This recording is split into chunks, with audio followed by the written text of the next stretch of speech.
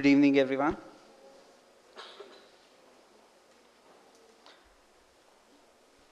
It is my great privilege and pleasure to welcome Ashwin Mahesh for the FAAA lecture today.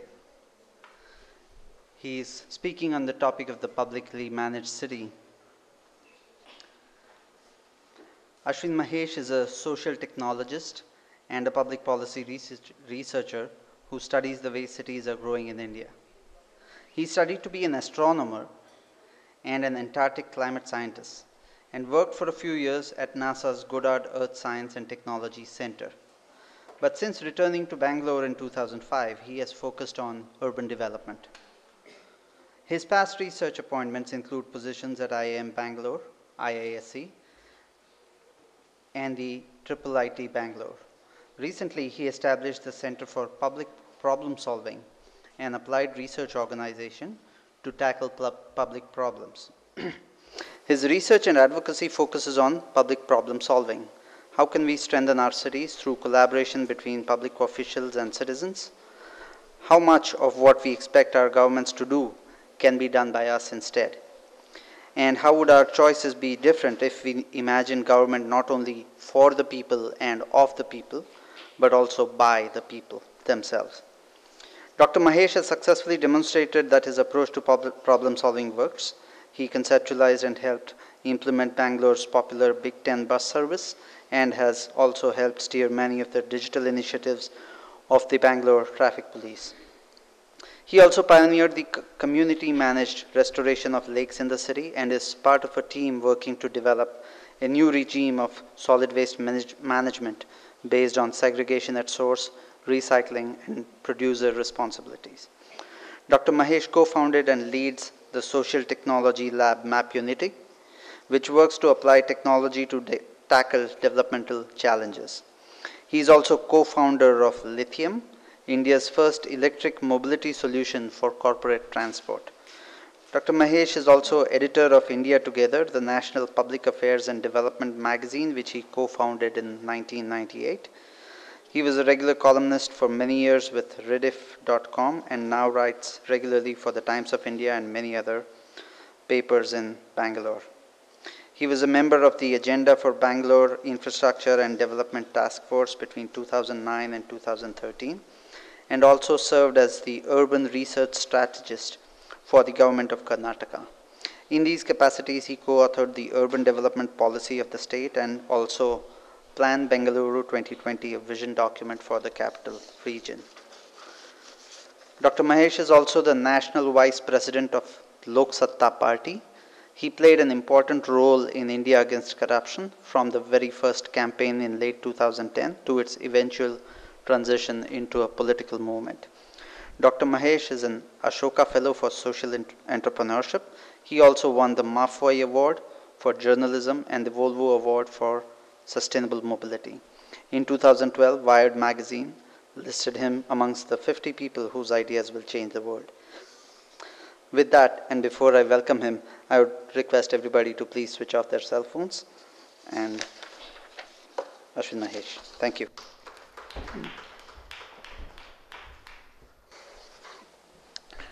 Good afternoon, good evening to everyone.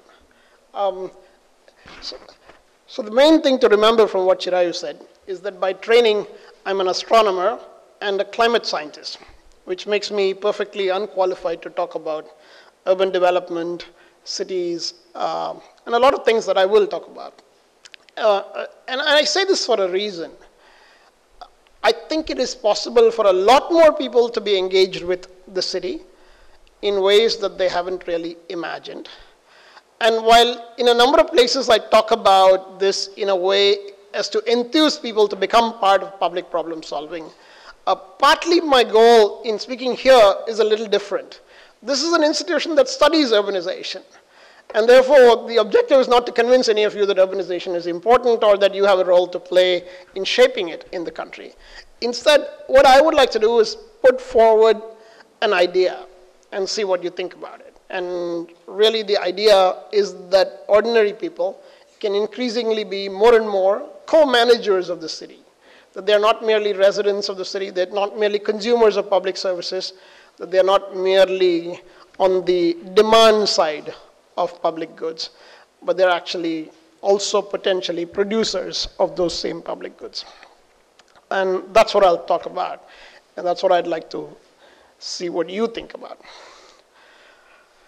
I live in Bangalore. It's a sort of insanely growing place. We get 850 people a day. And this is not the kind of change that any city in India has had to cope with over a significant stretch of time. And this has been going on for the last 15, 18 years. And the general expectation is that it will continue to go on for the next 15 to 20 years at least. It's a very large number of people that move into the area.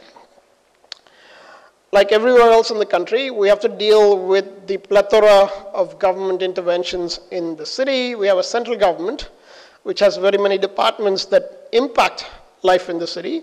There's an urban development department for policy. There's a housing focus. They control a lot of the foreign investment that comes into the city. They have an environment department, which generally I don't think understands that 20,000 square feet doesn't come under the purview of the Ministry of Forests. All kinds of things that impact the city, sitting very far away. For most ordinary people, they know that sort of New Delhi exists, but they can't tell you what it actually does. And then you have a state government. If you happen to live in a state capital, you will sort of be a little bit closer to this. But a lot of people don't live in state capitals. And for them, the state government is actually as distant as the national government. This one has a few more departments than the national government that impact the city. They have a planning authority. They run some utilities. They run public transport. Sometimes they run metros. Traffic police typically are part of the state government. And here too, a large number of people don't really know what these guys do. What they do know is this one. They know this municipality, it's down the street from where they are, or down 2 streets from where they are. They do know what this level of government does, but they wish they didn't do it. They're sort of thinking, well, this is not really what we think local government should do. They ought to be able to do more than road contracting and drain contracting. And even that they don't seem to be particularly good at. And most people's disgust for things in government actually come from this. They see this everyday practice of maladministration, misgovernance, badly done works, loss of public money, all sorts of things that happen, and the intervention of politics in ordinary everyday problems in their own neighborhoods. But the municipality is an important point of contact for citizens. And in Gujarat, you're actually a little bit fortunate that your municipalities do a few more things than elsewhere in the country. In Bangalore, the municipality really doesn't do anything other than build a few roads and a few drains. And they're really bad at both of them. They haven't even figured out that water flows faster in a cylinder than in a rectangle, although this was known in physics 200 years ago. So they have basic learning problems that they haven't overcome. And then, of course, we have academia. And I should take a minute to talk about academia, too, because academia has contributed to some of the problems. There's too many people who sort of tell us what should be done and how to do it and how they themselves would do it if they did it. But there aren't really that many people out there from academia who are taking practical knowledge and going and doing many of these things. And it could be a variety of there are a variety of reasons for this. We don't need to get into that. It's just a fact. The usual practice in cities, every once in a while there'll be in every state one set of people who say, oh, we recognize all this. We must do something. And then they'll write a book. It'll talk about all the things that are taught in your classrooms and sort of at least the students imbibe them without really being able to see how this is all true in the cities that they actually live in. But these talk about a regional focus, identifying people, making them accountable, having statutory interventions rather than just arbitrary ones, measurable progress, value, things like that. And invariably, books like this get put on a shelf. They'll even have lots of chapters. They will say, well, one of the things we need in urban development is integrated planning, and they will say this is one of the big gaps in public administration, that we don't have integrated planning, and they will give you a big plan for each of these topics, and in spite of that, these books will sit on a shelf. I know this really well. I wrote this book, and it's sort of sat on a shelf more or less from the time it was written, and there's a reason for that. We'll get to that. But how do we think different? I mean, this is the thing that sort of excites me. How do you get out of this box? Not how do you think out of the box, how do you first get out of the box? And then you sort of can begin to do a few things differently. And this is my first proposition. You have to think like it's 1947. You can't think like it's 2015. Because if you don't think like it's 1947, you live with the legacy of all the things that have happened since 1947, and you'll start to believe that these things are immutable, that these are givens. In 1947, there was an interesting situation. You had to create the government of India. You had to create the government of the states and district administration and all of these things. And you had a phenomenal amount of liberty to imagine these things in whichever way you wanted them and create them in whatever way you wanted. But sort of nowadays we think all that is fixed. That was fixed in 1947, 74th Amendment was fixed in 1992. It's almost like we take all that as a given, and there isn't an everyday effort to rethink the past and say, well, maybe the mistake is in the past, and maybe we should do something different about that. You have to really think like it's 1947. And if you thought like it's 1947 today, you would not set up a government that was so centralized in Delhi or centralized in state capitals. You would set up a government that was much more local, maybe even hyper-local in many of them. You would have a subsidiarist form of government, where all the things that can be done locally would be done locally, and only the things that couldn't be done locally would float up to higher levels. That's surely what we would do today. And then you have to think about this other thing, what I call government by the people. Now, whenever people talk about Abraham Lincoln's Gettysburg Address, and everybody knows the phrase, of the people, for the people, by the people. But it's kind of interesting. That phrase is used in a way as though all three parts of it mean the same thing. Like nobody's actually pausing to think, what is the difference between of the people, for the people, and by the people? But of course there's a difference between all the three. And that's why they're called out individually. And so importantly, I've been asking the question, what does government by the people mean? And along that line of thinking, I'm going to put this other proposition to you, which is that really it's not so important to know the solution. Today, the most pressing need is to increase the number of problem-solving people. And if you increase the number of problem-solving people, the real potential and the opportunity for lasting change in the country is in that focus. And so with these, I'm going to tell you a story of what I did. And I can't even pretend that I sort of went down this path with these notions or anything like that. These are sort of iterative in some way. But I hope the story that I tell you is partly reflective of what many more people can do, and partly suggests that there's a way to pursue this differently from how we've been going about it so far. Some few years ago, I sort of had this idea that since everybody has a telephone, if you sort of figured out the congestion of telephones, it would be equivalent to figuring out the congestion of people. So to figure out traffic congestion, you only need to look at the telephone tower network. You don't really need to look at anything on the street. And I worked with Airtel for a few years to sort of come up with a way of measuring congestion on the street using the intensity of transactions on each of their towers. Airtel at that time had 3,600 towers in the city, and there was a lot of data points. I'm not sure what I should do. Yeah, okay, very good. Yeah, it's a little bit like Airtel. So you have to make every call twice to talk to somebody.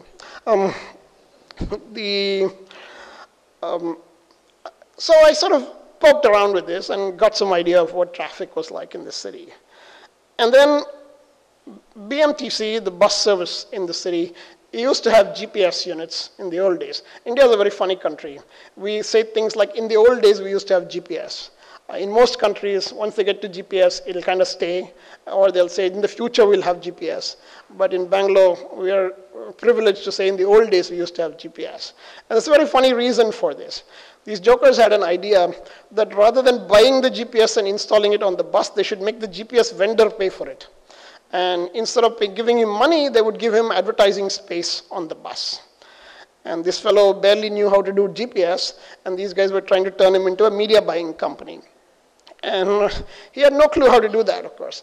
And then in the middle of this transaction, the chief minister showed up to say, well, the people don't know enough about me. My picture has to be put on all the buses. And so all the spaces that were given as advertising space to the GPS vendor, instead of that, they had the chief minister milking a goat or a cow or some such thing like that. And in the process, the GPS vendor became bankrupt. And that's how we sort of stopped having GPS on the buses. And as you can see, it's an insane system. I mean, even to tell stories like this, it's funny, but it's actually shameful in some way to say this is why we don't have GPS on the bus. But while we had GPS on the bus, you could convert the movement of the bus into indicators of traffic congestion as well, and that was the second source of data. The other thing we have in Bangalore is we have lots of police cameras. We have close to 200 of these police cameras in important junctions, maybe slightly more than 200 now. And if you look at the camera images, you can sort of convert those images into object counting exercises. It's fairly straightforward pixelation exercise.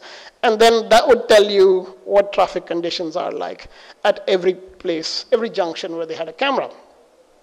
And if you put all of that together, you would get this. This is a real-time snapshot of traffic conditions in the entire city.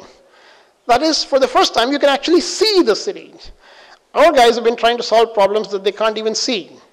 They can't tell you where the housing problems are. They can't tell you where the air quality problems are. They can't tell you where the traffic problems are. They have an intuitive sense of some things, but they don't really have a sense of how large the problems are, where the problems are. And being able to see the city is an important part of tackling any problem. I should say one other thing. Virtually all of the stuff that I'm showing you was done free. And it was done voluntarily free. There's no government contract, nothing. It's just basically ordinary people doing useful things in some way. Then we sort of had one other idea. In the old days, the police used to have this sheet of paper on which they would write down traffic violations. One day I was sort of talking to a policeman, and I asked him to show me this sheet. And it had only 8 or 10 lines on it. And I said, how many of these sheets do you have on a typical day? And he said, I have only 1 per day. And I was like, in a whole day, you're going to write down 8 violations? I mean, I can find 8 in the next 2 minutes. How come you carry this around the whole day and write down 8 violations? And he said, no, I usually do it during lunchtime. And I was like, what do you mean you do it during lunchtime? And you know exactly what he does during lunchtime to fill out those 8 sheets. And there was an even bigger problem.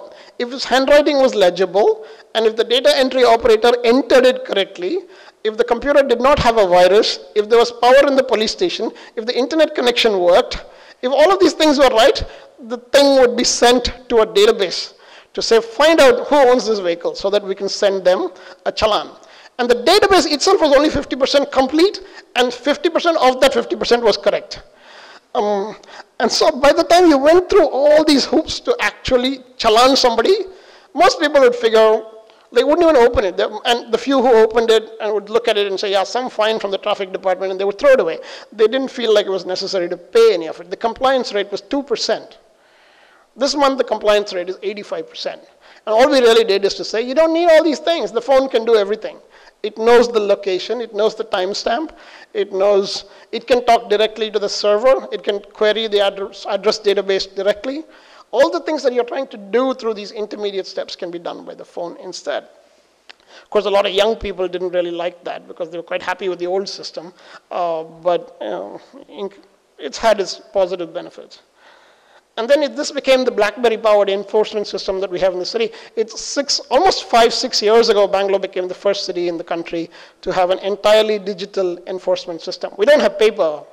You can't write a paper challan. All challans have to be generated only on the BlackBerry system. All policemen have one of these things. And so essentially, and now we are trying to do something else, which is to say, if I say that you were driving or riding without a rear view mirror in your motorcycle, that is an observable violation, right? And all observable violations must be documented with a picture. So you can't just make accusations. For observable violations, the police are also required to take pictures. So it's moving towards evidence-based challans rather than accusation-based challans. Then we had some interesting stuff, which is, like in many cities, something would die, like a signal would die or a camera would die, and nobody would do anything about it for weeks together. And what I found is that there were maintenance contracts for all this equipment. Somebody was supposed to come and take care of it and fix it within 48 hours, some such thing. But it just wasn't bothered because nobody in the administrative system was looking at it. And so this was early in the mobile revolution. We set up this thing where if something went down, the local ACP would get a message saying this thing is down, please get it fixed. And if it wasn't fixed in 48 hours, the DCP would get the message. And if it wasn't fixed in a whole week, the additional commissioner for traffic would get the message. And the first week, the additional commissioner got 3,600 messages. So actually, annoyance is a useful tool to fix some administrative problems. And so he called all the DCPs and said, fix it. I don't want to get so many messages on my phone. So people respond to all kinds of persuasions. Then we started mapping accident hotspots in the city, putting them on a map, and going to police stations where lots of accidents were happening in their jurisdiction, and we would say to them, why is your police station the worst? Everybody knew that the situation was bad, but being picked out as the worst one in the city made that police station work a little bit harder to fix a few things in their area. So essentially this accountability, fixing accountability on individuals, on individual jurisdictions helped tackle some of the problems. And the net of all that is that we built this thing called the Bangalore Transport Information System, BTIS. Normally, if you hear this phrase, Bangalore Transport Information System, you would think that it was built by the government of Karnataka or the city council or whatever, the traffic police in Karnataka. But these were not built by anybody in government. These were built by us, ordinary people, software technologists and designers and engineers outside the system, who basically said, we can pull this together in a way that government actually can't. Government works in silos. The bus is run by somebody, the metro is run by somebody, the police are different, the transport department is actually not run by anybody. So there are all kinds of things that are wrong in government. And there's no department of integration. And no matter how much you wish for things to be integrated, it's never going to happen because there isn't anybody whose job it is to integrate. And that's both the problem and the opportunity. The opportunity for citizens themselves to behave as integrators of things that they would like to see integrated. And then we built this. Actually, this stuff was not as cool as this, because this is an incredible story. This is the first digital traffic management center in Bangalore. And this is a massive video wall, as you can see, in which you can see all the cameras everywhere in the city. You can issue challans by zooming in on vehicles. You can control each of the signals from this control room. You can do all the things that your London Traffic Control Center or Singapore Traffic Control Center can do. But the remarkable thing about this thing is not that we built the center. The remarkable thing is that every single person in this room is a police constable, and every single person that was ever involved in the building of this thing was a policeman. If you said to people in government or people in society that our public officials, our public administration is capable of putting together, conceptualizing, putting together a digital traffic management center that is comparable to the best in the world, without an external outsourcing contract, most people would say, well, you're joking. But in fact, it is possible. This is actually the second generation center. We built one before this and decided that was not good enough and sort of upgraded it to this one. And many police commissioners from around the city, including Rakesh Asthana when he was here, and Sanjay Srivastava, and many people from around the country have come to see this. And the thing that interests them is not the technology. The thing that interests them is a very simple question. How did you do it without external contracting? And it is possible. And the way to do it without external contracting is to give the thing that is lacking in government freely, knowledge capital. There are people who know how to do these things. It's just that they've never engaged with public administration to go give their knowledge to create these outcomes. Professors of information science, designers, communicators, companies even. I remember when we bought a switch. It was called an L3 switch. It was from Cisco. It could handle thousands of wires simultaneously and sort of keep machines integrated. And the only thing I knew about a switch was the kind of switch you have on the wall. And so I went to Cisco and I said, well, we need a switch. I have no idea what kind of switch, so you guys have to come over here and figure out what kind of switch we need. And then you have to put the switch in this control room. You have to leave it there for 6 months. We'll see whether it works. If it works, we'll put out a contract for buying a switch. You can also bid. If you are the lowest bidder, we'll buy your switch. Otherwise, we'll buy somebody else's switch. And they did it. And they did it. And there's an important lesson here. One is you could say they're trying to grow the market. It's in their interest to do it. But there's another important lesson. We have been living in too many of our cities as though people don't care about each other, as though people don't care about the public good. It's very common to find people saying, nobody cares. But if you go around and asking people individually, do you care? 90% of the people will tell you, of course I care, but not everybody is like me. This is a very bizarre situation where, it's like finding out that all young people do something very devious, but the one person you're talking to is not like that, but you talk to every single person and they're all telling you the same thing. It can't be. There's something wrong. And what is wrong is that we are too willing to believe the worst about other people without actually asking and without realizing that to those other people, you are the other people. And we have to, if we sort of construct society as though we don't need to care about other people, that's exactly the kind of society that we'll get. Whereas if you sort of put people in situations that require them to do more compassionate things, to more empathetic things, many people will in fact do them. Then we did all the usual technology things. How, if an ambulance comes close to a signal, how can you sort of turn the signal green? You have all the pieces. So technically it's not very difficult to do. The funny part was the hospitals refused to put the GPS on their ambulance.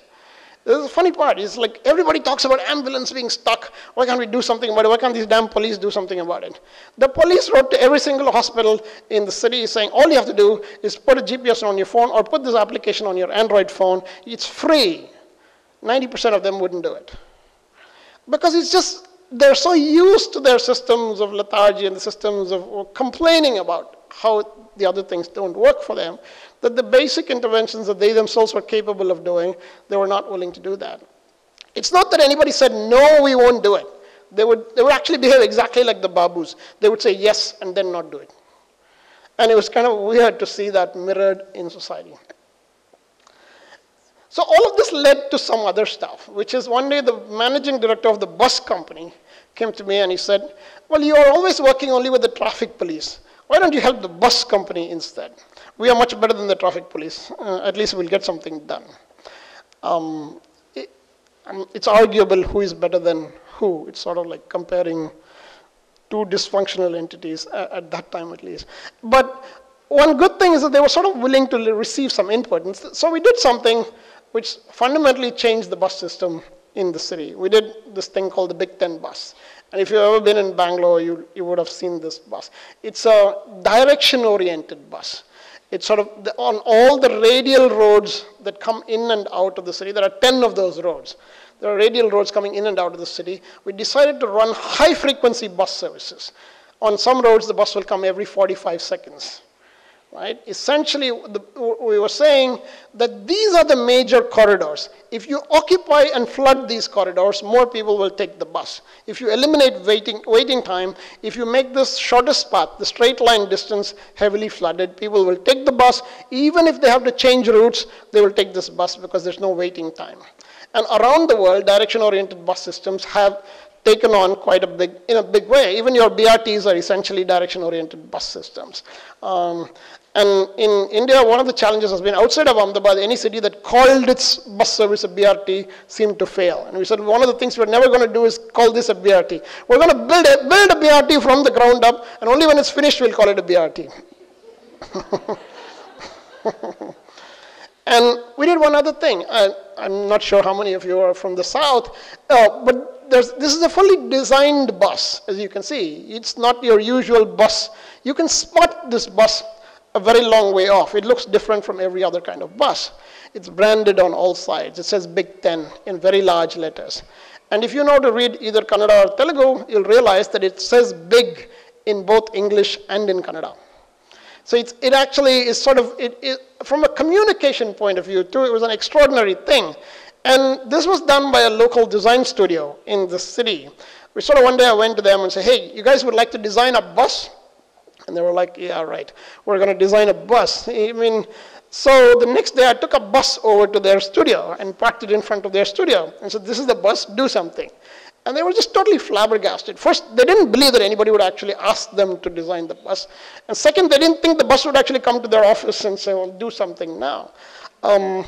So we actually played around with it, figured out how to do the cladding and the designs and all of that. And then the first time I actually learned something. When you paint the bus in a certain color, now it seems obvious, but at that time I didn't remember or realize that if you paint it in a certain color, when it dries, it's a different color, slightly different color. So there's actually one bus that for a couple of years used to be slightly different color because I sort of painted it myself and got the colors wrong in the process. And then there was a guy who showed up with a book saying, if you paint it in this color, it'll turn out in this color. So right, this is the book I need now, come on. But it fundamentally changed the bus service. It's an extraordinarily successful bus service. It makes mountains of money for BMTC. They themselves are now implementing the second and third generation of direction-oriented services, long after I've sort of withdrawn from the process and started doing other things. And it's really sort of been transformative in many ways in public transport. On Hosur Road alone, the 65 buses that we added removed 15,000 people from their personal vehicles and brought them onto the bus. And that's when the bus company began to sort of sense that there was something really big here. They would, in the beginning, they would say, and we had to contend with all kinds of jokers. This is like I showed you, it's got some 10, 12 roads. Actually, there are 12 roads now instead of 10 because 2 more roads demanded the service after the 10 sort of happened. And it's still called Big 10 because the logo sort of is on every bus. So even though there are 12 roads, it's still called Big 10. But one of the interesting things that happened was that on the first day when we started running the bus, obviously you have to sort of introduce new buses. So we started with like 5, 6 buses on only 2 of these roads. And in the first week itself, the media declared it a failure. But you hadn't even implemented the system to 15, you hadn't even implemented 10, 15% of the system. And they were like, there was a big headline in Deccan Chronicle that I sort of cut and kept, which says Big 10 is a big flop. And there's tremendous impatience in the media about things that they expect to work. And for a lot of public officials, this is very challenging because they can't stand that kind of criticism in the press. Some minister will show up and say, what the hell are you guys doing? I'm getting blasted by the press, shut it down. In fact, even this, the minister often came and said, shut it down. And sort of you have to resist the pressure to shut it down and say, well, you may be the minister, but it's going to run for a while until we figure out if this thing works or not. And that takes a phenomenal amount of intervention from the public, from other supporting political capital, all sorts of things.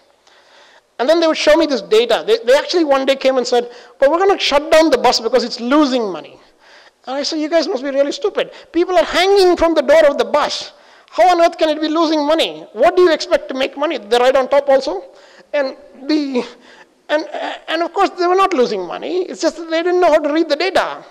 They were sort of making all sorts of wild assumptions that were not even true. And one of the assumptions they were making was that about 20% of the people or 25% of the people on the bus would have bus pass. I said, these are arterial road buses on some of the largest roads in the city. How is it possible that only 25% of the people would have bus pass? When was the last time that you measured it? And the funny answer, they never measured it, actually, ever. It was not like 2 years ago or 3 years ago. They basically said, we have an approximate idea. And their approximate idea was not based on any approximation, really. It was first based on the idea, and then the approximation was added to it. And when we actually measured it, we found that 65% of the people had bus pass. So the bus was making an insane amount of money, but these guys were ready to shut down the bus service because they thought it was losing money. So this is why you need to get involved, because there's a lot of clear gaps, knowledge gaps, things don't happen because the wrong thing happens because not enough people are in the system to point out that the wrong things are happening. And then we did this. This is at Vittal Malya Road in UB City. If you've been there, you'll sort of see this. This is the first time we built a road with private money. And it was very interesting because this is the first time in Bangalore they built a road like a road. Generally they were doing these materials contracts. They would pour some cement, add some whatever, water, mix whatever, all kinds of nonsense. And by and large, the thing that they built couldn't even be called a road. It would last about 6 weeks if you were lucky. And they would build it in the middle of the monsoon. Sometimes it wouldn't even last 6 days. There were all kinds of problems. And then the footpath, footpath was very interesting. You would be level for some distance, and then you'd sort of have to climb up a half a hill to continue, and then climb down another half hill to continue. There was no grade level continuity with the properties. So we did all those things, got all the properties to grade at the same level, built a continuous footpath, ducted all the utilities on the side, buried all the cable and all of that stuff. And this road was built by private people. It was not built by the government. It was built by private people. And the government's primary objection was that it was our road. How can other people spend money on it?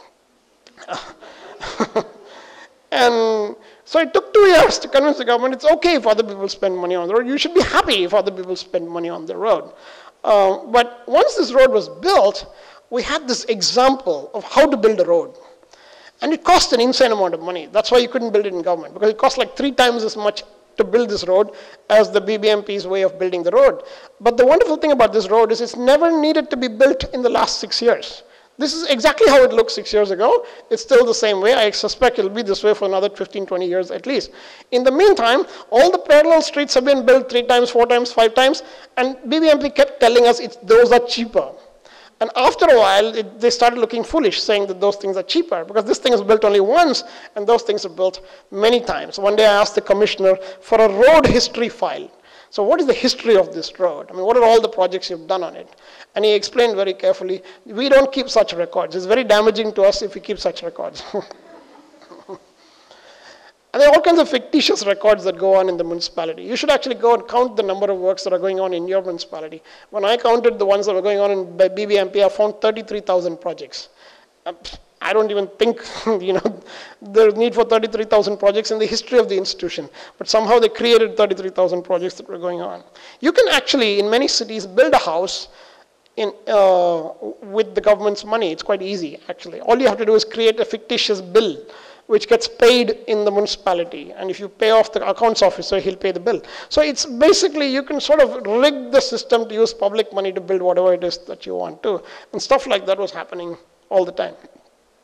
In any event, we built this road. And then the BBMP sort of started to feel a little bit ashamed about it. And they said, we'll build a good footpath. So it's all right, we'll help you build a good footpath. This is a 14-kilometer long footpath from Kundalali Junction up to Hope Farm. The areas don't really matter, but it's 14 kilometers of footpath like this. Minimum 2.5 meters wide, at grade with all of the properties. Very minor deviations here and there, continuously walkable, uniform road width, all the things that you sort of read about in transportation engineering kind of thing, which BBMP theoretically understands but doesn't actually execute. We built this footpath. And the wonderful thing about this footpath is this one was built with BBMP money, with BBMP contractors using BBMP procedures. And so they sort of began to believe that this was not beyond them. In the same way that the police built this, right? You would not think the police can build this. The police can build this. If you looked at our municipality, you would not think they can build this. They can, in fact, build this. In fact, they built better than this. They have now built better than this. Right? They've built better than this. What we have this project going on in the city is called Tender Show. It's a for the first, so I should tell you one other interesting thing before that. The council, if you've never been to a municipal council meeting, I strongly encourage it. If nothing else, it's free entertainment. You should go there. And these guys are they are basically incredibly chaotic. If you tried to muck up things, you could not be more chaotic. It's that bad. But even an institution like that can rally itself to do a few things here and there. And they created sort of history in India. They created a dedicated footpath for budgets. And this is important because usually they'll build a road, and whenever there's a cost overrun, they leave out the footpath. So I said, I don't want this stupid budget of yours. I want a separate budget for footpaths, so that even if there's a cost overrun, it just means fewer footpaths, but at least you're building footpaths. Even then, there was some jugad. Some 12 guys took money for their wards to build footpaths in areas where it was not needed at all. So the second year, we had to increase the budget so that they could take their money, and then there would still be money left to build the footpaths wherever it was needed. So you had to do stuff like that. But, you know, we got footpath budget. And now we're doing this remarkable thing. This is 55 roads of footpath widening in the city. A minimum 3-meter wide footpath, sometimes on both sides of the road. This is St. Mark's Road, which is, it's incredible to think that on St. Mark's Road you can build footpaths like this. And there's all sorts of criticism, pushback of the vehicle owners, everybody hates it. There's all kinds of things, but it's still happening. For the first time, the city is sort of starting to say, people who walk have rights. And those rights are going to be protected in the same way that people who drive have had certain privileges. And if there are going to be trade-offs, let's be honest in talking about these trade-offs. Let's not talk about these things only when people who walk are getting benefits like this. It's an interesting political learning too.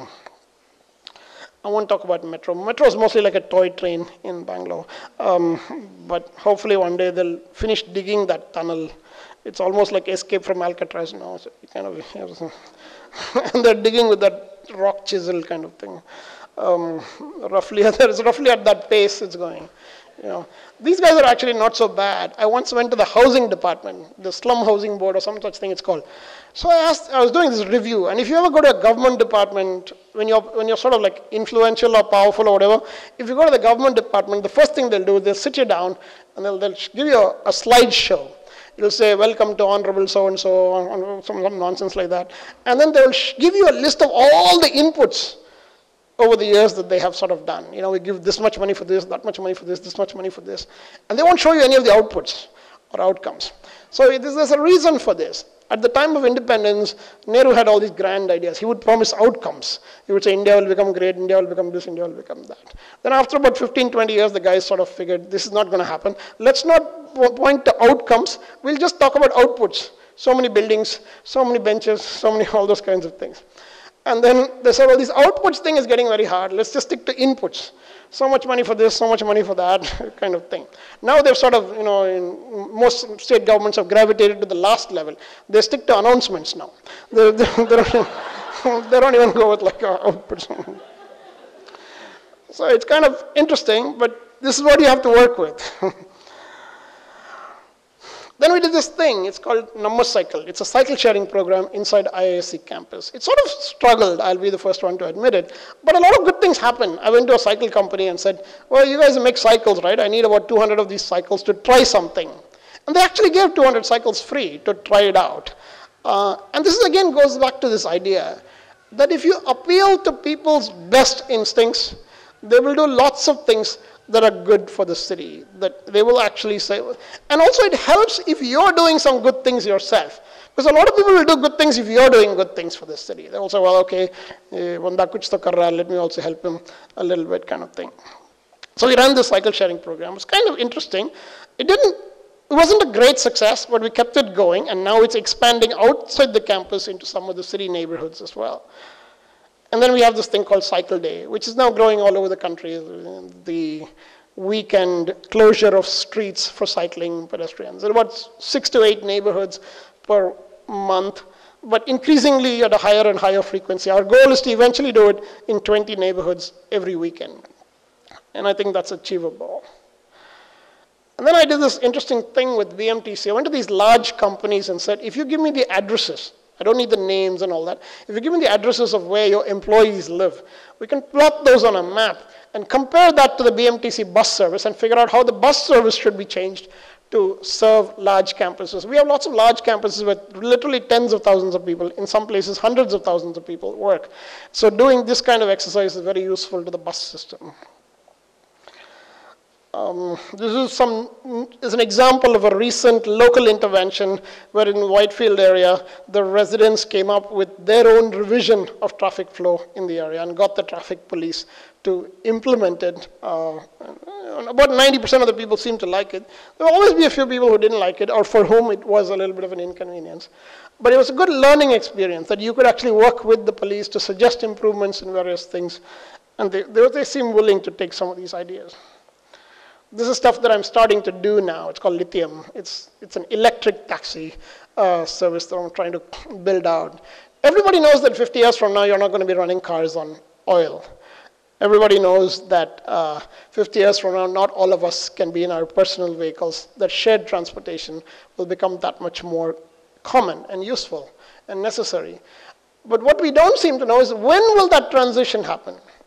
It's almost like I know what's going to happen in 50 years, but I'm not able to tell when during those 50 years it's going to happen. And so one of the things that I've sort of thought is that, well, it's going to happen on the day that people decide that I'm going to try to make it happen. And from there, it starts to get better. We'll have to see how it succeeds, but I think it has some interesting possibilities. But more than that, I want to come back to this idea of public problem solving. Public problem solving happens for two kinds of reasons. You have to own the problem. You have to say that this isn't somebody else's problem. It's actually my problem as much as it is anybody else's problem. And I am an important part of solving that problem. But it also happens much better when you say that one of the solutions to the problem is to get more people to work on the problem. It's not the solution. It's not a technical thing. It's not a managerial thing. Our problems are not technical or managerial. Our problems are social, our problems are political. If the problems are political and social, the answers cannot be technical and managerial. The answers too have to be social and political. So at some level, you have to create a social model in which more and more people become problem solvers. Then another important component is knowledge as social capital. Every one of us in this room is well educated. We have extraordinary capacity to give to the public system things that we know, to make that system stronger, more efficient, more capable. But a very small percentage of this educated population is actually engaging with the public system. Most people are waiting for Gandhiji to be born again in the neighbor's house. So it's kind of, that's how it's going. But in fact, the minute you get involved, there's a lot you can do. There are two things to think about here. One is that we have, in Bangalore especially, there's lots of these people who are very prosperous because of the IT industry. There's lots of high-paying jobs in the city. It's probably the most middle class of the large cities in the country.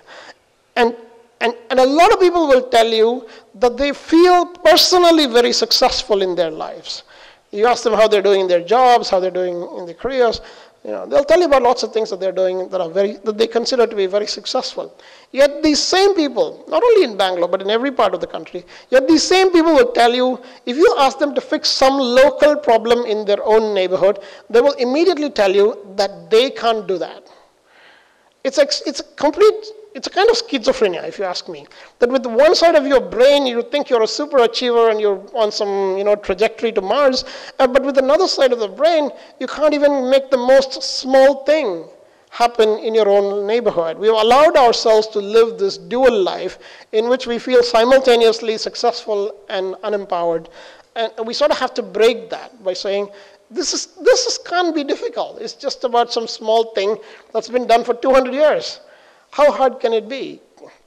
A lot of people will come and complain about how, one agency came to lay the road and another agency came to dig the road the next day. I'm sure it's very common in Ahmedabad too. It's a normal, I think it's part of the standard operating procedure in India, how they sort of go about city management. But in areas where citizens actually pay attention to what is going on in their communities, this doesn't happen. This kind of stuff would not happen in my neighborhood.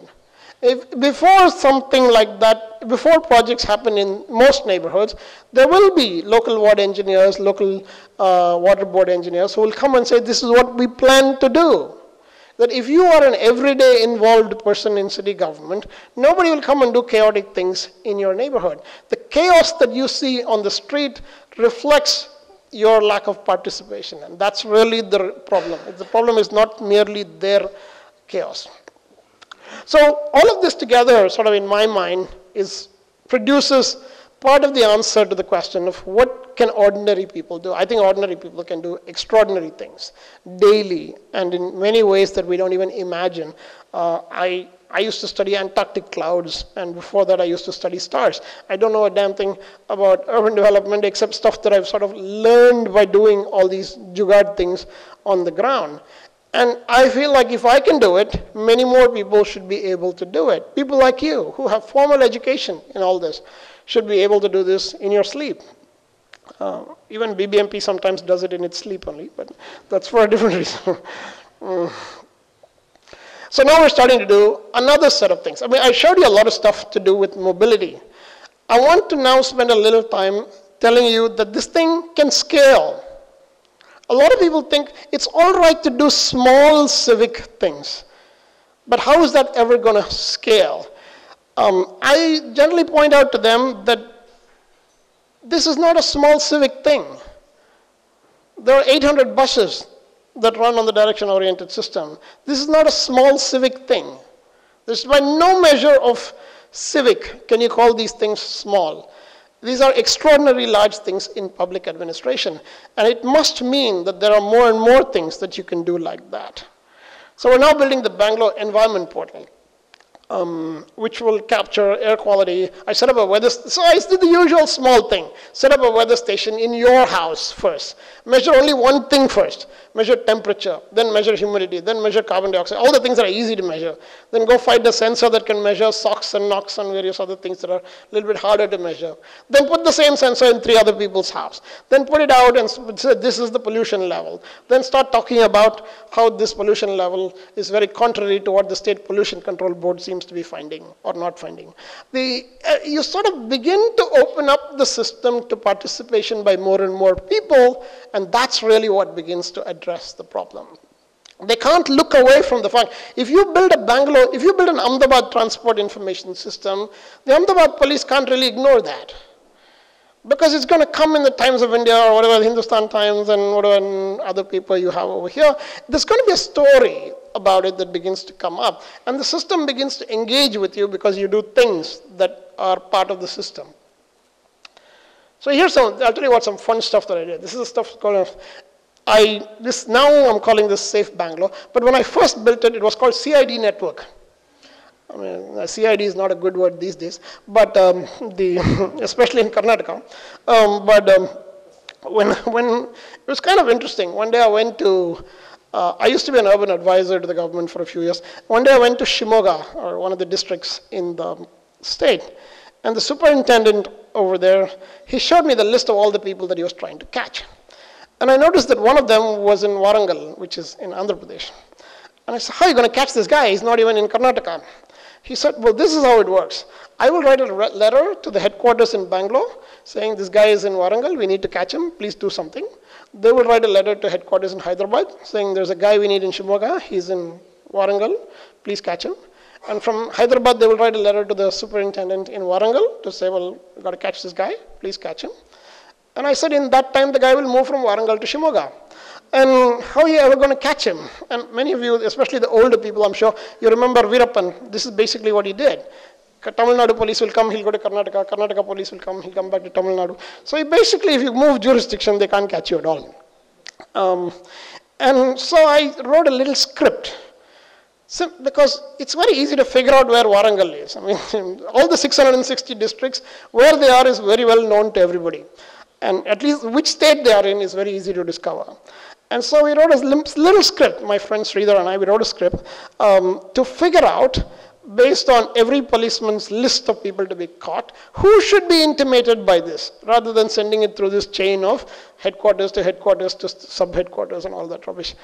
And 2 days after that, Chidambaram, who was then Home Minister, he was speaking at some place in Trivandrum. He was speaking at Trivandrum. He announced this as the interstate coordination network among CIDs for South India. And I was thinking, it's not even on a proper server yet. It's on my, And 3 years later, one day, I got a call from a policeman in Kerala saying, sir, your CID network has died. And I'm like, what do you mean my CID network has died? For those 3 years, they actually used it among all the South Indian states. I had completely forgotten about it. I let the domain name expire. And so it's only when the guy called me up and said, well, this domain name is expired and our CID cooperation thing is not working. I said, okay, but not a bad thing. Let me try to help you. So I renewed it for 10 years or something like that and just sort of forgot about it again.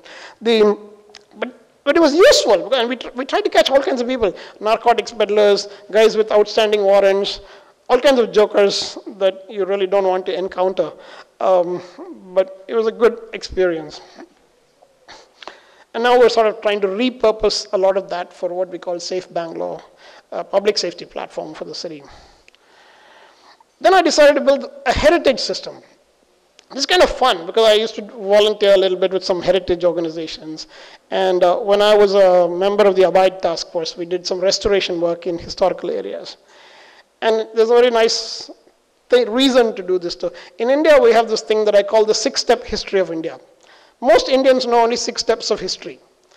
African caveman, Indus Valley civilization, Mughals, British, Indira Gandhi, me. This is broadly what they teach you as history. If you ask people what's the local history of Guwahati, I'm like, where is Guwahati now? And so most people don't know the local history of their own town. Forget about the local history of some other place. So I said, it's very easy to fix that. All you need to do is collect all the information, put it on a platform, and then sort of make it easy for people to know it. So we started doing timelines and galleries and map data and traditions. Now we do all kinds of things. The tradition thing has really caught on because I added cuisine to the tradition stuff. So all these various people who are interested in cooking are sort of sending me various recipes to add to all the heritage websites. We added a local heritage website for 75 cities in India out of the same code base. And now to add one more city is just 2 seconds of work. Just select the city, the platform will come up, and then you can add whatever data that you want to. We built an Ahmedabad heritage system also with some work that I did with people here, with Professor Vasavada and others. Once I came to do some work here. And there's quite a lot of stuff that you can do. Just if you have the right tools, there's a phenomenal amount of stuff you can do. And then there's something else which is useful for the country, which is like most chief ministers, if you see, they'll go around the country saying, we need to invest in every part of our state. We need, like in Karnataka, they will say we need to get investment into Shimoga, investment into Davangere, investment into Gadag, and various places. And most of these places, if you go there, you'll realize nobody's going to invest in these places. You've got to be mad to invest in these places. And the reason is very simple. They've not organized themselves to tell you what they're already good at. Why would anybody invest in places that don't tell a good story about their own economic potential and their own economic development?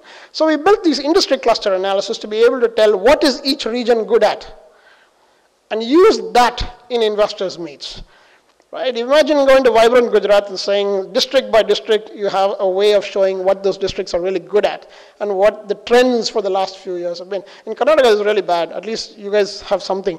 In Karnataka our own revenue minister will steal our own money and invest it as his money. And they'll call that investment. It's kind of luckily he went to jail for a few years. Yeah, all kinds of jokers in Karnataka. It kind of keeps you occupied. There was one guy, one day I went and told him about decentralization. He is a serious criminal. He allotted 300 acres of land to a company that didn't exist. So you can sort of imagine where his starting points are. And a few months later he was arrested and suddenly developed some medical condition as usual. But this joker, when I went and talked to him about decentralization and citizens' participation and all, he said something which was both funny and sort of profoundly tragic. He said, if you genuinely have decentralization, all kinds of shady people will come into government. At least now I'm there to take care of things. It's kind of funny, especially after he got arrested.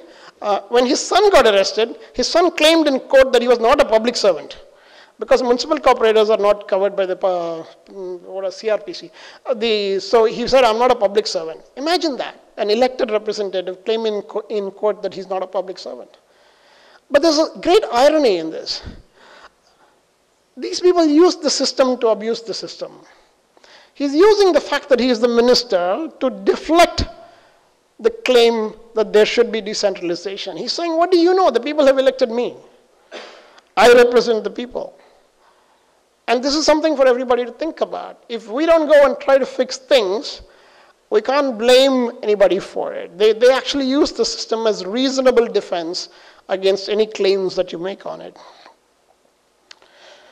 Then all of this, I should have said this earlier, all of this at a technology level, the transport, the environment, the safety, the heritage and tourism, and the business cluster analysis, all of this at a technology level, for those of you who are scientists and engineers, you'll realize this.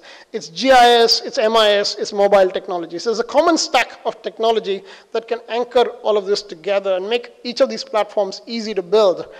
And so one of the things that we're building is this India's smart city platform.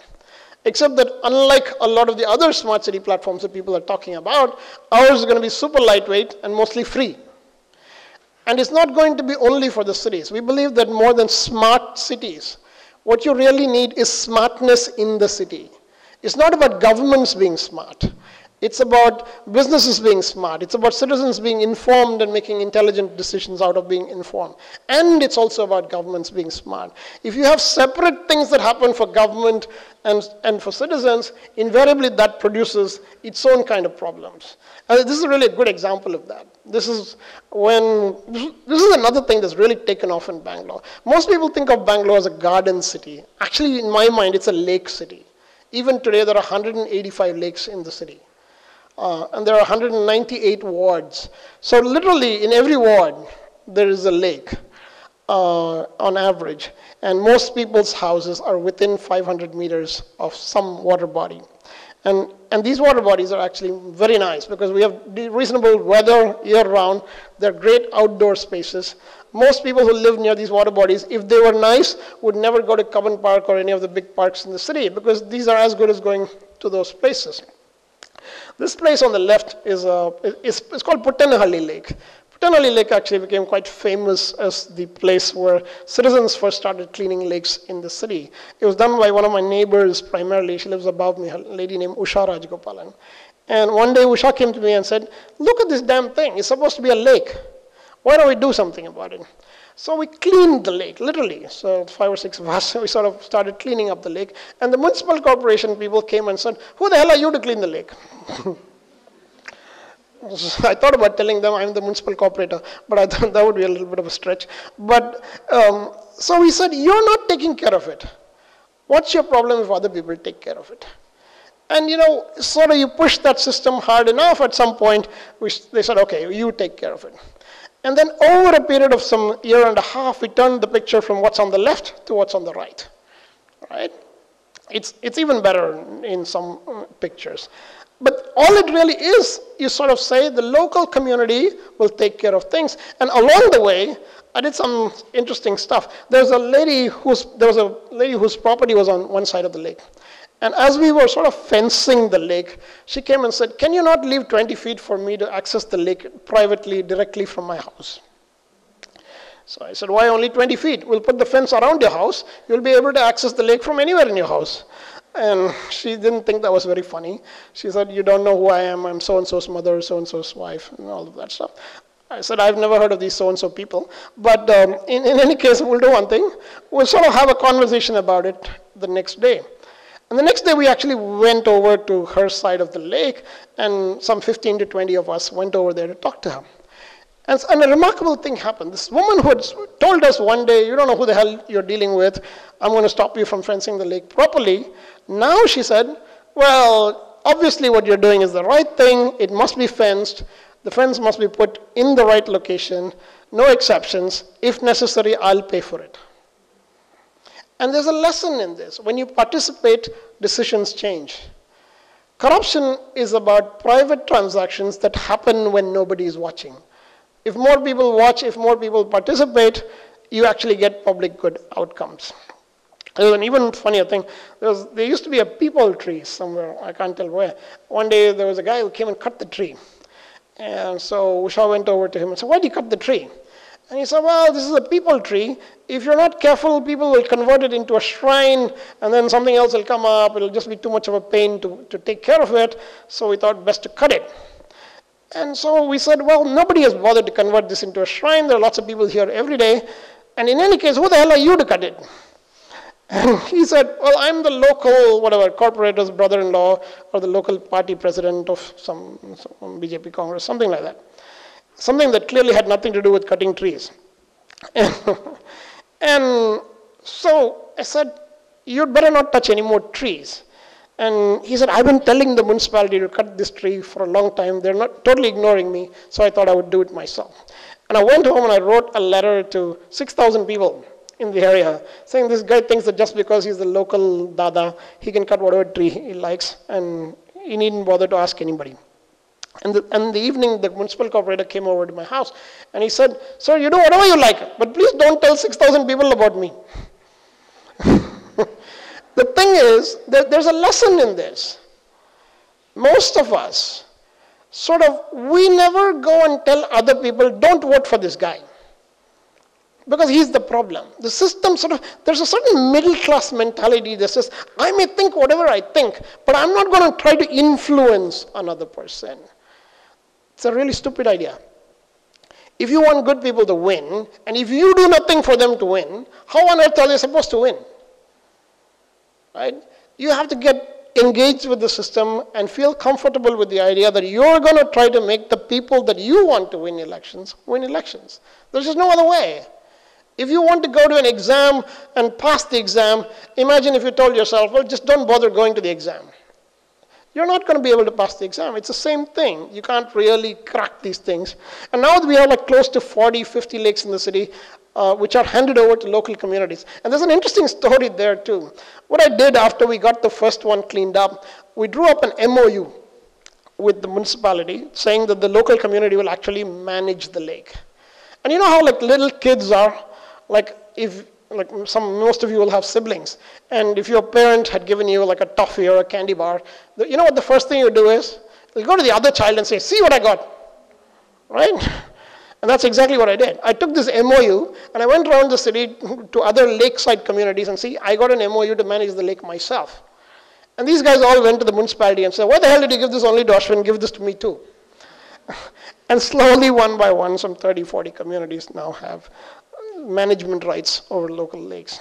And it was very funny because the municipal guy in charge of lakes, he said, sir, normally people come to us and say, give me a playground, give me a park. You're the first guy who came and said, give the whole lake to me. But it was an easy decision for them, right? They're not taking care of it. In fact, their budget for maintaining 183 lakes in the city was like 5 crores or something like that. So basically, your lake's turn will come once in 35 years. By which time it won't be a lake. In Bangalore, we have some bizarre thing. Some lakes have just been built over by crooks. Some lakes have been built over as part of the solution. We used to have this thing called Sampangikere, which in some 30, 40 years ago, the guys decided there are too many mosquitoes in this lake, and we should they built a stadium on top of the lake to kill the mosquito. Kind of big. And now we're doing this thing called Kere Pass. It's an interesting little thing. This is like your passport. It's a logbook. For every lake in the city, it's got a page. And we're telling parents, take your child to all the 180 lakes in the city. Make it a scrapbook in which they take pictures, they get some, whatever, they do whatever. And we'll build an online version as well so you can log this. We're trying to get more and more young people involved in the lake activity. We have this thing called Kere Habba. Kere means lake and Habba is just a festival kind of thing. It goes from lake to lake to lake around the city. And we're trying to do at least 5 every weekend at some point. Some weeks ago, literally months ago now, but maybe 10, 15 weeks ago, I set up the Center for Public Problem Solving. The basic idea is simple. You need institutions that actually try to solve public problems. It's not teach you how to solve problems. There's no theory, and I'm the first one to admit I don't know any of the theory. I'm just going to go try it and see how I can improve what works on the ground.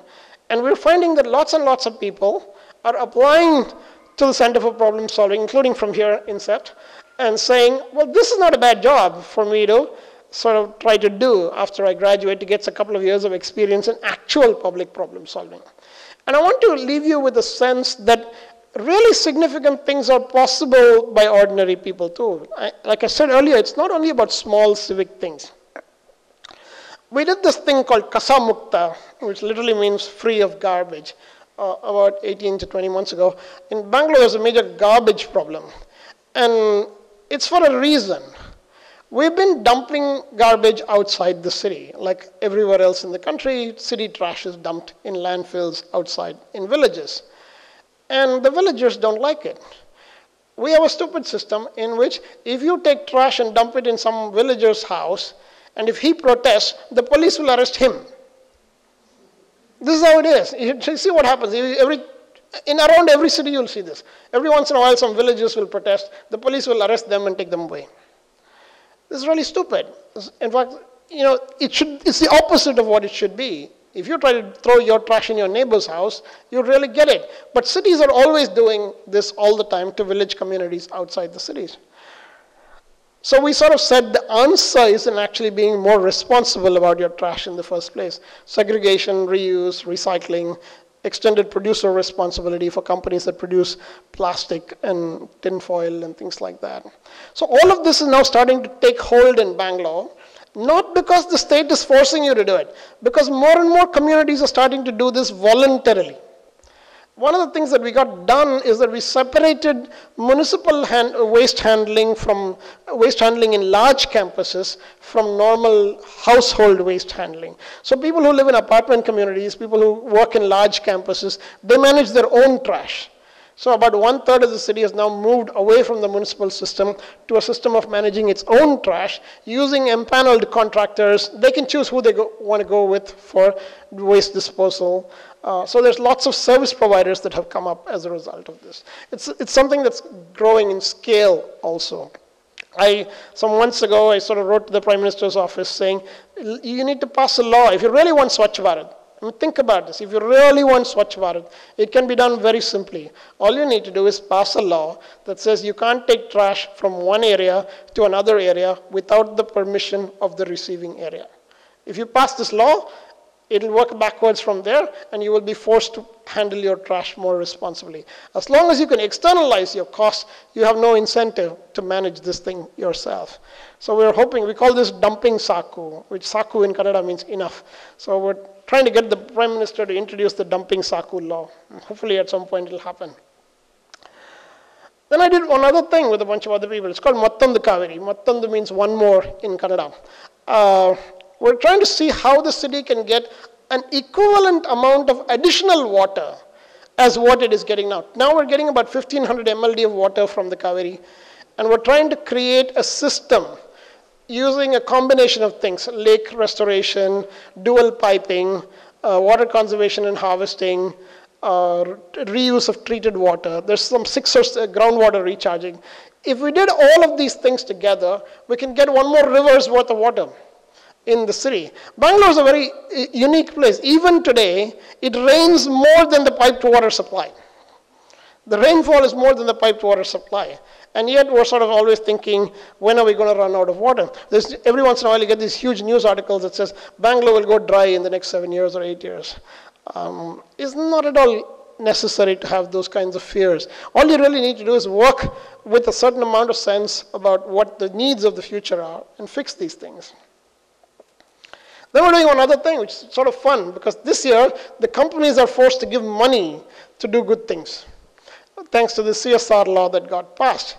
And some companies are starting to take this seriously and say, let's do sensible things with this money rather than useless things. Lots of companies do things that they don't know anything about. Companies that make shoes will be running schools. The shoes won't fit you properly. I mean, the schools are going to be that much worse. See, you have to do things in areas that you really understand what you can do. So we set up one interesting program this year. It's called a Neighborhood Improvement Partnership Challenge.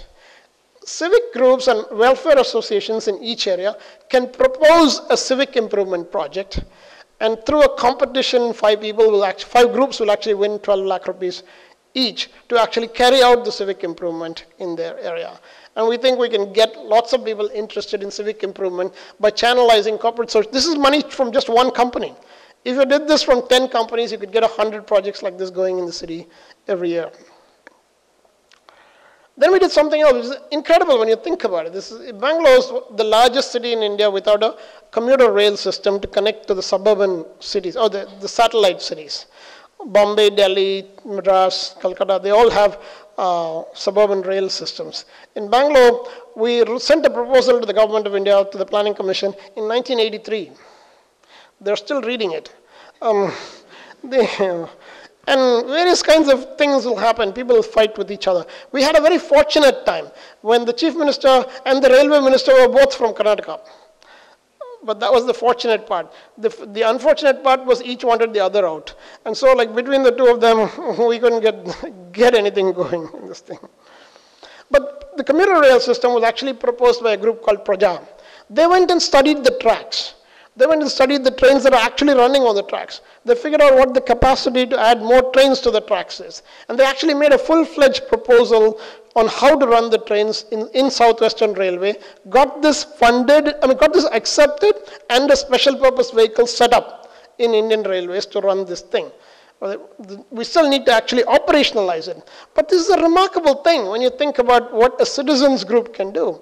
Actually get a major Indian Railways project. Indian Railways itself struggles to get its projects going sometimes. To have an outside group come and set up a project in Indian Railways is incredible. Only a few more things. Then we run this thing called Citizen Matters. It's an online publication in the city. And Citizen Matters put out an interesting book. It's called Living in Bengaluru. It's a book about how to live in the city, how to engage with the water board, how to engage with the electricity company, how to engage with the municipality. It's really a book about the interface between governance and living in the city. And a lot of companies sort of give this book to employees that move to the city first, saying, well, you really want to find out how to live in the city. It's a very easy book to read. It's like $100 or something like that, so it's quite cheap. And it's also available in Kannada. So books like this are also, and now we're trying to make this into an app that people can just have on their phone to be able to educate themselves. This is another thing that I'm incredibly proud of. It's called the Namma Bengaluru Awards, or basically our Bangalore Awards. Every year, we give awards to people in the city who are doing good things for the city. So we started it 6 years ago. Rajiv Chandrasekhar, who's a member of parliament, myself, and one or two other people started it. And this is the 6th year. We recently had the 6th edition of the award ceremony. This year we received 76,000 nominations citywide for people doing good things in the city. We have every category. We have public officials, elected representatives, RWAs, individual citizens. You name it, we have a category: social entrepreneurs, young people, foreigners resident in the city, city people living in foreign countries. All sorts of categories are there to be recognized as people doing things for the city. It's actually a very prestigious thing. Over the last few years, it's become something that a lot of civic groups aspire to. And I'm hoping this year we'll get 100,000 nominations at least. And we actually had to go out and hire KPMG to do audit of the process because it was just getting too much for the jury to manage the whole thing itself. And then we have one other thing which is kind of interesting. It's called the Bangalore Political Action Committee. The top picture is from the launch of BPAC with Mohan Pai, Narayan Murthy, Kiran Shah, and a few others. So we actually have business leaders who are engaged in politics and public problems. They're not contesting elections, but they are openly political about what they want to see happen in the city. During elections, they actually fund candidates that they like publicly and transparently, and sort of they push for things that they want to see happen in the city, which it's actually quite a nice thing to have people of great personal reputation as achievers in industry also stand up for public good outcomes like this. I wish more cities have this. Now we're getting inquiries from more cities, Bombay, Gurgaon, Pune, saying, how do you set up this political action committee? And so one more thing we did in this political action committee was that we started holding these classes. This is like a 6-week or an 8-week program for people who want to contest municipal elections. So these are taught by serious people, like professors of public policy, professors of governance, but the students are people who want to contest elections. Right? So we've already had 2 batches of 50 students, and the 3rd batch is about to begin. Even if like 10% of those people contest elections, that would be 15 people who would contest elections out of a public interest focus like this. And we think we can produce 100 such students every year. Imagine over a 5-year period, you produce 500 students. You can do all sorts of projects in the city. So which brings me to sort of the sum and substance of all this. I think cities need to focus on problem solving. This is the part that we all understand. We want cities to focus on problem solving. But the more critical thing is that cities need to think of citizens as co-managers of the city along with officials, not merely as recipients of public services. They need to encourage local solutions and tolerate diversity of choices. It can't be that we want every neighborhood to do the same thing, every city to do the same thing. We have to get comfortable with the idea that different neighborhoods will do different things, that different cities will do different things. We have to foster a sense of place. We are really bad about this, partly because of the stupid post office. 100 kilometers from Ahmedabad, they will still call it Ahmedabad zip pin code. Like it's almost like the local place doesn't exist at all. You can go very far away from big cities and even simple postal addresses don't reflect the local place properly. And we have to bring knowledge capital into the mix. And this is something that professors in academia have a lot to do with. You can't be only advocates and tutors. We have to actually be solution providers and problem solvers. And the most important thing that all of us can do is to dream publicly. Too many of our ideas and our aspirations for the country are personal. We have to learn to dream together. We have to learn to work together for those dreams to come true. And equally, there's a set of things. Cities need to foster all this, but citizens also need to do a bunch of things. We have to stop externalizing the problem. It's not somebody else's problem. It's actually our problem too. It's also a moral problem. One of the things that I talk about is, especially with children, in every city, hoping it'll come back at some point if I keep doing something. It's kind of like Microsoft. In every city, you'll find, if you go to a traffic light, every once in a while you'll find a small child begging. There's no excuse for a child who's begging. It's a moral problem. And it's sort of, at some level, as a society, we've got used to looking away from moral problems. It's a shameful thing, actually, to look away from a moral problem. It's kind of admitting, it's not denying somebody else's humanity. It's denying our own humanity to say that I'm blind to this moral problem. And if you were the parent of this child, you would want to live in a society where other people cared about this child, even if not about you. And I think we have to have that empathy. It says, I say this in a lot of places, live like it matters that you're alive.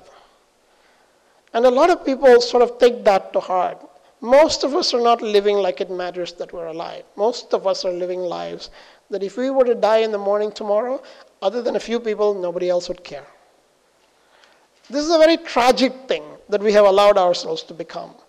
You need to create and live lives in which it actually matters that we're alive, because we're trying to do interesting things, important things, empathetic things, things that we can be proud of. We need to connect to the lives of others. And we need to believe that every little bit that we do does help.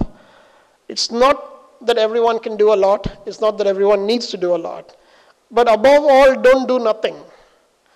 Because doing nothing is really shameful. Doing nothing is an admission of failure even before we have started. I always tell people, engage with politics too. It's a lot of fun. I was telling Chirai before we started about India against corruption. I mean, there's a whole set of things that I did not tell you about India against corruption and the political evolution of the last 4 or 5 years. It's a whole other story that is in the background of all of this stuff. But the country is really changing, and it's changing in important, profound, and necessary ways. And how fast this transformation happens is really the thing that will decide whether we succeed or not in some of our aspirations coming true. So you need to be part of that process. And you can have fun. I mean, I've had extraordinary amount of fun doing all kinds of things that I was totally unprepared for in life. And it's not difficult, it's not dangerous, it's not beyond what many people can do. So I really encourage all of you, especially young people, to think about how you can become public problem solvers. And the cities are moving in that direction. This is the most recent report from the municipal corporation. This is a report of what is called the restructuring committee for Bangalore. And what they're now advocating is break the city up into smaller cities so that no city is more than 2.5 million people. Have real ward committees with powers and funds at the ward committee level so that people can choose what to do in their neighborhood with money that is made directly available to them, and to have participatory planning at large metropolitan levels in the city. So we're beginning to understand that the urbanization story in India is important, and more governments will be forced to address these things. They can't look away from it. But how fast this happens really depends on how hard we push it. Thank you.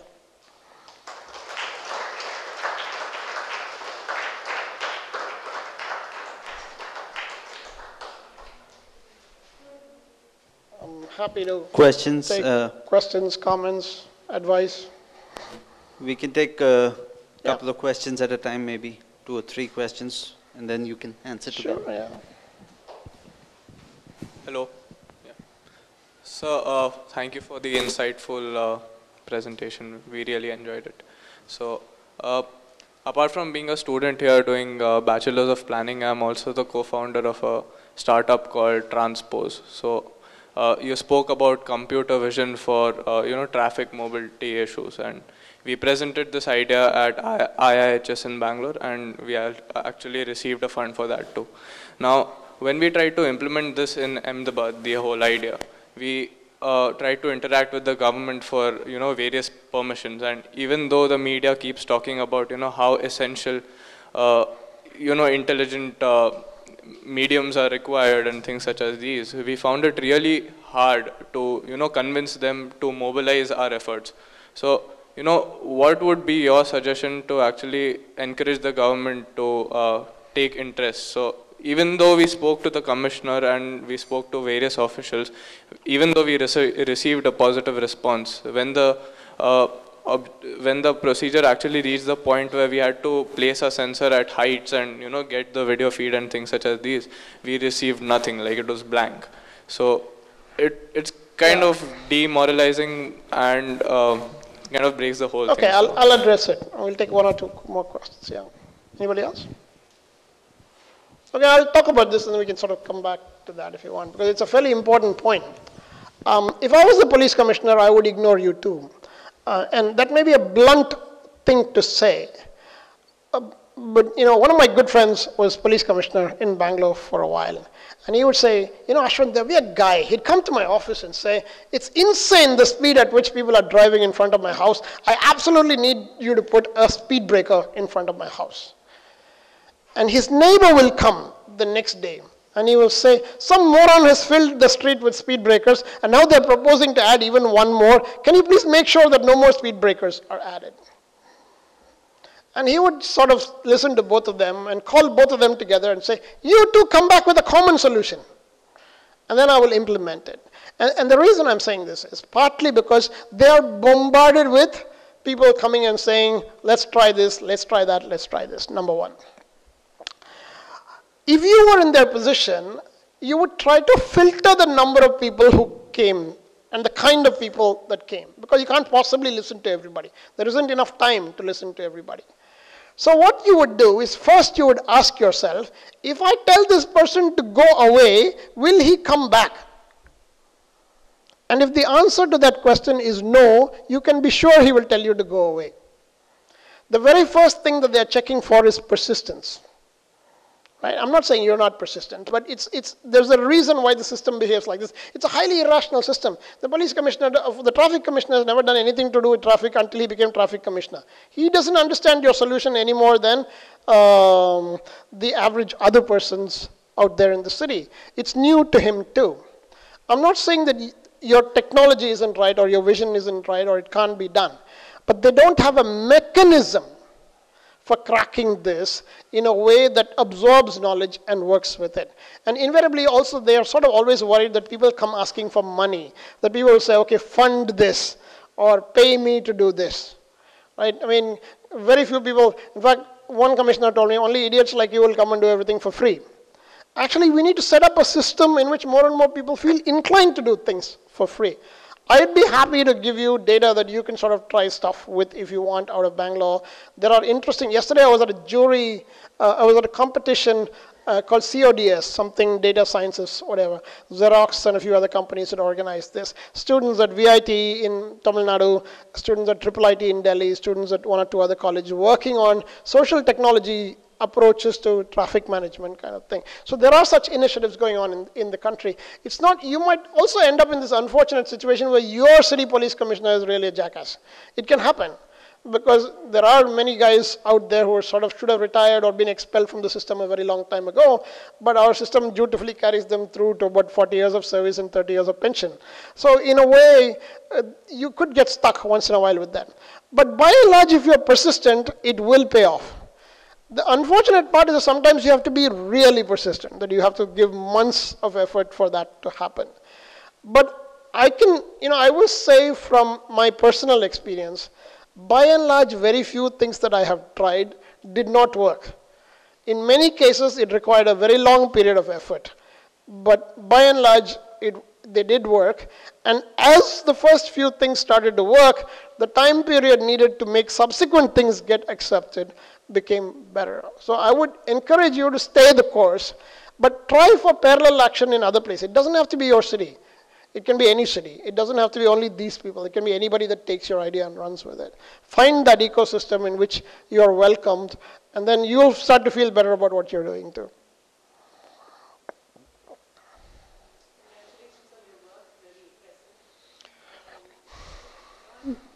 Thing which I feel is the Bangalore is a very unique place, and similarly other cities have their own strengths and weaknesses, Bangalore being, but would you, my observation and understanding of Bangalore has been that post the IT boom, things are different than pre-boom.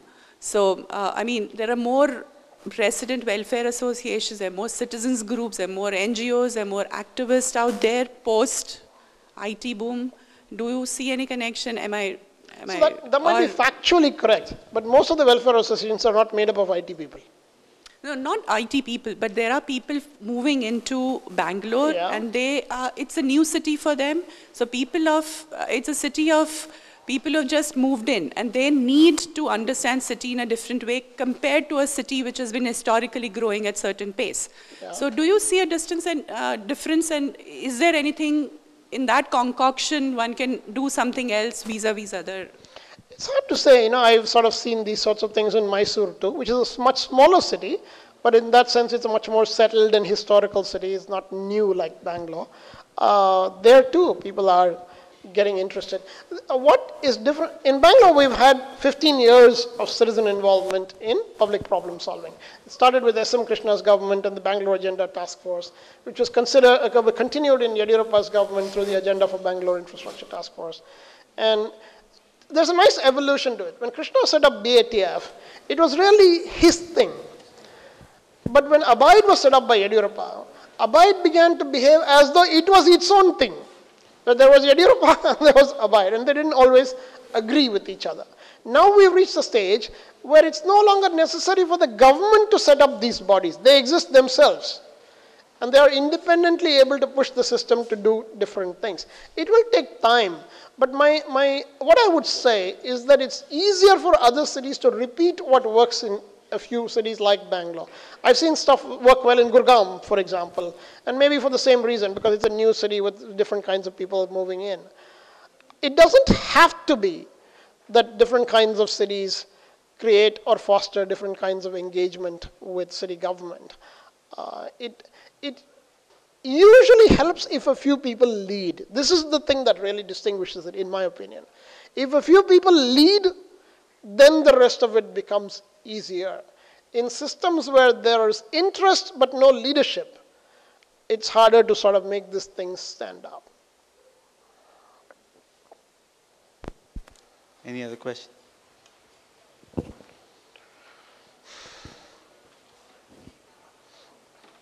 Okay, we can also talk informally. That's okay. Yeah. Yeah, maybe we can continue the conversation afterwards outside. Yeah. May I? Yeah. Thank you.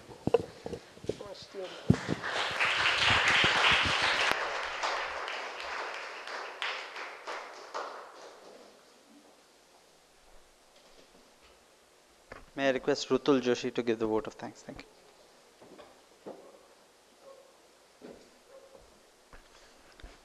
I think and every time we talk about Indian cities and our civic space or civic engagement, we always clouded by cynicism unless you're following Mr. Ashwin Mahesh's work or following his Facebook posts.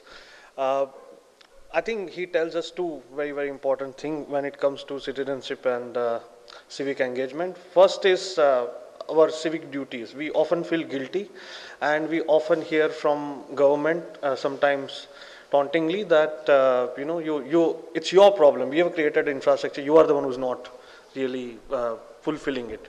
And the second part of the civic duty is really making the governments accountable. I think he has addressed the both. First is how to carry on our civic duties effectively, and at the same time, by doing that, how do we make the government accountable? And that's quite unparalleled to what a lot of other people have done. I'm a big fan, and I really like the idea of public problems, a center for public problem solving. Thank you for coming here, and I think our young students need to hear more and more people like you. Probably should have Ashwin Mahesh in every city. That would really help. Thank you very much.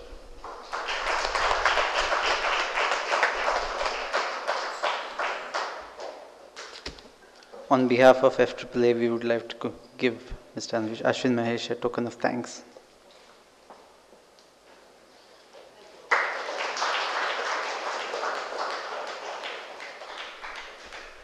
Thank you all for coming, and we will have the next lecture in the FAAA Lecture Series in early April. Please look at our website www.faaa.org.in. Thank you once again. Good night.